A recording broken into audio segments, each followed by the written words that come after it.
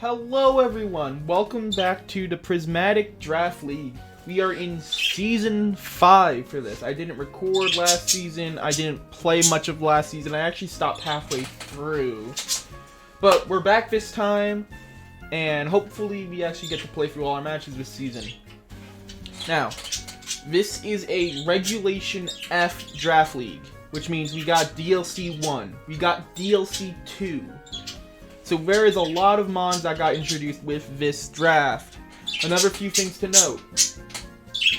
This draft season we went with 2 A tiers, 2 Bs. No, 2 A's, 1 B. Forget me, I'm rambling. I just want to get into the picks. Now, I was 6th place out of 10. We have 10 coaches this season, should be a very exciting season. So first off, we drafted Alolan Ninetales. I'm actually in the way. Okay, well, we're gonna cut off the Pokemon sprite a bit, but we drafted Alolan Ninetales as our first round 1 pick. Alolan Ninetales was in A tier. Ice Fairy sets up Snow with its ability, because Snow was changed from Hail this generation, so I want to actually play with that now that we have a decent Snow setter, and it's not Obama Snow. But yeah, we can set up Aurora Veil behind it. 109 speed's not a bad speed tier to be in. Decent bulk behind Aurora Veil. And of course we have Stab Moonblast, we have Stab Blizzard. So this is going to be a very fun time with Alolan Ninetales. Then, when it came back to me, I was trying to decide on, I need a good physical attacker for this team. Because at this time, I had 4 mons set in stone that I wanted to grab, but I wasn't sure on my S tier pick. And then I noticed that Ogerpon Heartflame wasn't picked yet. Now, Ogerpon Heartflame is in S+, which means that instead of having 2 free A tiers, we have 1 A and 1 B. But I don't think that should matter with how strong Ogerpon Heartflame is. It can hit incredibly hard. And because we have that Aurora Veil set up, it'll actually be very bulky behind the Aurora Veil. It also gives us 2 very good stab types in Fire and Grass. We could use Wood Hammer, Grassy Glide if we were somehow facing a team that had terrain, because we don't have a decent way of setting up grassy terrain ourselves. What we do, but I'll get into that later. Great speed tier at 110. This is just a very good Pokemon for us, I think, especially with the Snow. Then, for round 3, we finish off the Grass, Fire, Water core with Milotic. Milotic was also in A, so this is our first free agent out of 4. And once again, we're just getting another pretty decently bulky Pokemon in Milotic, bulky water. It has competitive, so if they want to try and lower stats of Ogerpon or some of the other Pokemon we have, then they will just end up increasing Milotic's power. Milotic also has access to Icy Wind, just like Alolan Ninetales, so we do have option of speed control that way. It also has Marvel Scale as an ability, which I might try throughout the season. I'm not sure. I might just stick with competitive, but it's a decent idea with Marvel Scale coil strategies, but I'm not sure yet. Then we grabbed Articuno from B tier. Now I know, in recent weeks, Articuno just recently won a big tournament, but that's not the reason why I wanted to go with Snow. I've been planning on going with Snow for draft ever since Alolan Ninetales became legal in DLC 1. But it doesn't change the fact that Articuno looks very good for us here. Of course, it is our first Snow abuser of the team. It can spam off very strong blizzards. It's got very good bulk, especially behind Aurora Veil. It gives us Tailwind as an option, so we have a Tailwind setter if we want to go full, a lot faster. Of course, it is on the slower side at only base 85, so it's not going to get that Tailwind up before anything else, but it's still an option.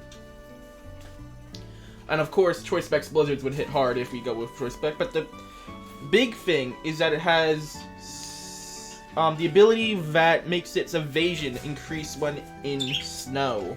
So we have our first snow synergy with Articuno. Then I grabbed the Dene down in D tier.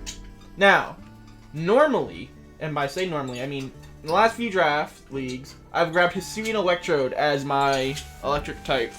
The reason being, Hisuian Electrode is the fastest thing in the format. So, well, barring booster energy in speed. So, barring that, having very fast Thunder Wave or Thunderbolts was actually really helpful for my team despite Electrode's average special attack. However, Hisuian Electrode's in B tier, and I kind of wanted to experiment a bit, and saw Dedenne down in D tier. And Dedenne might not hit the hardest still. Electric Fairy, it has Cheek Pouch, so it can actually be decently bulky with a Citrus Berry, so it won't always go down.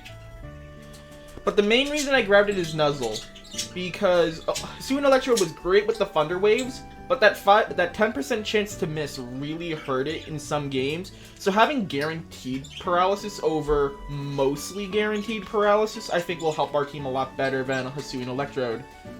And besides, I had another grass type in B tier that I had in mind. Sceptile. Oh, he cut off his face. Yeah, I grabbed Sceptile. Well, I mean, as the channel name implies, Trico is my favorite Pokemon of all time, and Sceptile is up there too. In the top 5, definitely. I'm not too big on Sceptile, mainly because he kind of sucks, unfortunately. The physical special split in Gen 4 really hurt him. However, he got some interesting moves this generation. Besides Terra allowing him to make use of Stab Dragon Pulse again, if he still gets Dragon Pulse. I'm not sure if he still gets Dragon Pulse. But he got Shed Tail and Dragon Cheer. And with that base 120 speed, Dragon Cheer is actually going to be very useful for us. For those who don't know what Dragon Cheer does, it's basically worse focus energy for your partner. Kind of. If you use it on a non-dragon type partner, it's a +1 increase in crit chance. If it's a dragon type, it's a +2 increase in speed in crit chance. Now, besides that, Shed Tail I think is going to be really good for us in these snow situations, because if we Shed Tail into a Pokemon like Articuno, or even a Alolan Ninetales, just to set up snow, because of that increase in defense that snow gives the ice types, that Shed Tail is likely to stay up if we're up against a physical attacker for one turn. And, well, Sceptile's move pool is quite limited in terms of good special attacks to use. We could fire off a Leaf Storm at some points, or just rely on Energy Ball for Grass Stab. But I'm really excited to see what Sceptile can do for us. Now, of course, we do have Unburden as well, though with Shed Tail, that's going to be a little hard to proc. But yeah, I'm excited to see what we can do with Sceptile. And that Dragon Cheer is going to be very helpful for our next Snow Abuser, Baxcalibur. Baxcalibur, I grabbed him around 7. He is our second A-tier free agent, so that means we can no longer get any more Bs or A's for the team. Because free agents are now, we are locked to having either 2 more D tiers as free agents, or a C tier and an untiered, because of how the points lay out. But Baxcalibur is very useful for us because it provides us another strong physical attacker, because Sceptile, Dedenne, Articuno, Milotic, Alolan Ninetales, they're all special attackers. So now we have Baxcalibur and Ogerpon as our physical attackers. And Baxcalibur is a really strong physical attacker. 145 base physical attack. We're going to get that defense boost in snow. 115 HP with 92 base defense. That's very bulky. Although it is weak to several types because of its Dragon Ice typing. But we can Terra it to get it away from that. Of course, people are going to want to reduce this thing's attacks, which is why Milotic's a great partner for Baxcalibur, because they want to decrease Baxcalibur's attack with, like, status moves or Intimidate. I could just switch into Milotic to get that competitive boost. And it does get Dragon Cheer crit chance because it's, of course, Park Dragon. Which it also, and since it's also a great Pokemon to send in with a substitute in front of it, because I want to be able to set up like a Dragon Dance with it, so being able to have potentially a free Dragon Dance is incredibly powerful for Excalibur. Whoop. You skipped them on. Next up I picked Stantler. Now Stantler might be a weird one, but Stantler has Intimidate, so it gives us our option of Intimidate. But it's also the only, I think the only Intimidator that also has Skill Swap. Now, I saw this in the last draft I played in, not PDL, but when I recorded and posted UDL last season for Season 3. Was it Season 4 UDL? I think it was Season 3. We saw that with the Stantler and Galarian Articuno team, who use Skill Swap to get Galarian Articuno a +1 boost. We could do something similar for Milotic, though it's going to be way less effective. But still, with Eviolite, Stantler is not going to be that frail. It might seem like a weird pick, but I think this was the one of the best Pokemon we could get through C tier for our team. Just access to Intimidate. And then I was looking for a ground type for the team, because up until now our team was lacking a ground type, and I ended up deciding on Donphan, because the whole thing we've seen so far with the team is everything is on the bulkier side. So once again, I wanted a bulkier ground type for the team.